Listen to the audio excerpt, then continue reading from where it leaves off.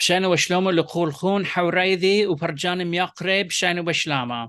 Welcome everybody to Aramaic August. Now, during this month, I am going to dedicate my channel to the Aramaic language. I have a couple classes coming up, one of which is Biblical Aramaic. I normally teach a number of languages, and this fall semester, one of those is Aramaic. So I'm getting an Aramaic mood, and I want everybody to be in the Aramaic mood too, whether you're in class or not, whether you're just a viewer of this channel or you're one of my students and following, or maybe you took the class with me before and you want to get fired up again, why not?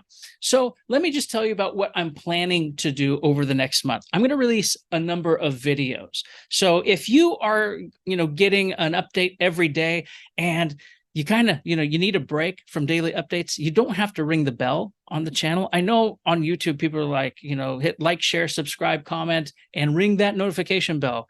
If you want to turn it off, it's okay. I'm not worried about it. This is for Aramaic and the love of Aramaic. And in fact, why am I doing this? Why would I, dedicate an entire month to Aramaic? Well, I love the language.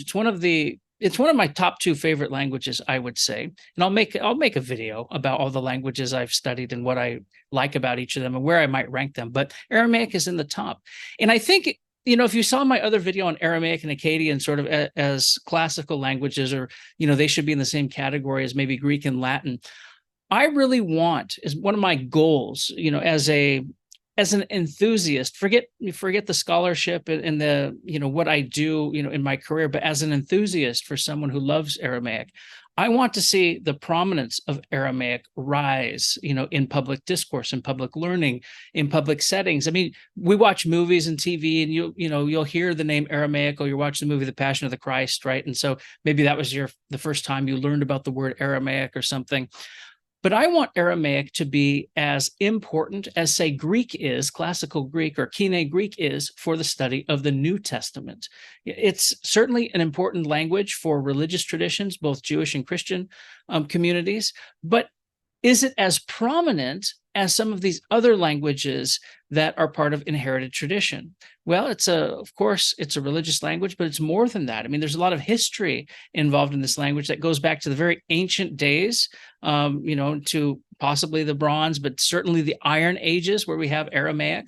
And it also is important for medieval history too. And it's one of those languages that we don't see engaged in a lot of our contemporary research. So one of the goals I have is really to expose people to this language if they've never been exposed to it before, boost people who have been exposed, and otherwise just help inspire, people to continue learning or maybe learn more about the language. Now, some of the videos I am going to release are introductory in nature, and they're just going to be different features of the language.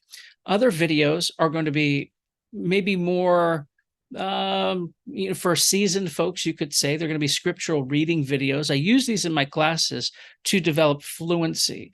Now, these videos are me reading Aramaic at normal speed, and that's, of course, the goal of language learning. I don't like it when we just learn to decode a language. I think we need to engage a language at the cerebral level. We really need to be able to think and maybe even dream in a language. And so that takes time. That takes a lot of time and effort. And it's a good thing, though. Decoding is a good start, and we do that a lot with languages that we don't really actively see spoken in countries, maybe by enthusiasts, things like Greek and Latin. Of course, we have modern, versions of Latin in the Romance languages. And then we have modern Greek, which differs from, the Koine or even Attic, that you have in classic Greek. But we don't see the way we learn them as learning them for speaking. Now, there's, of course, good reasons for that. I mean, when are you going to speak it? Well, maybe more and more people are speaking these languages these days. But the key is not necessarily in whether you speak it or not. It's in how the fluency impacts your brain. How you learn a language impacts how you process it, and how that processing improves the way you think, right? Why do we learn languages? We learn to expose, our ways of thinking to different societies and cultures and how they code reality, in spoken and written terms. That's why we do language. And so the goal of these specific scripture reading videos that I have that I'm going to be releasing throughout the month of August is really to just hit a stride in learning language. And if you studied biblical Aramaic at any institution before and you kind of want to get sharp in it again, this is good for that. If you're now just learning, there's a lot of steps along the way. And this certainly isn't step A, B, or C. It's probably more like G or H, A-I, J-K, somewhere in the alphabet, right? Step along the way. So if you fall in that category and it's like too advanced, that's okay. Read along in English. For the Biblical Aramaic series, I have Aramaic on one side and English on the other.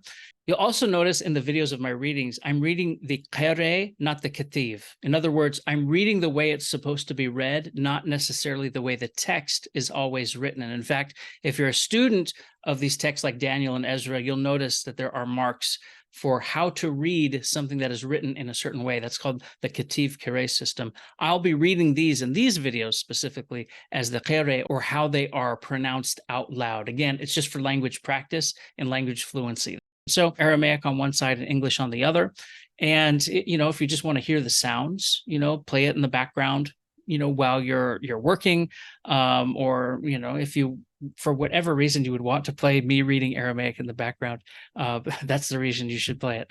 Apart from that, I'm going to have more of my public scholarship videos that deal with Aramaic this time. Now, you probably saw some with Akkadian, where I compare Akkadian to Arabic or Akkadian to Hebrew. I do Syriac Aramaic with Ethiopic. I have a language comparison there. So I'll be having public scholarship videos like that as well. And that's going to take us through the month of August. So bear with me, and, check back daily for updates.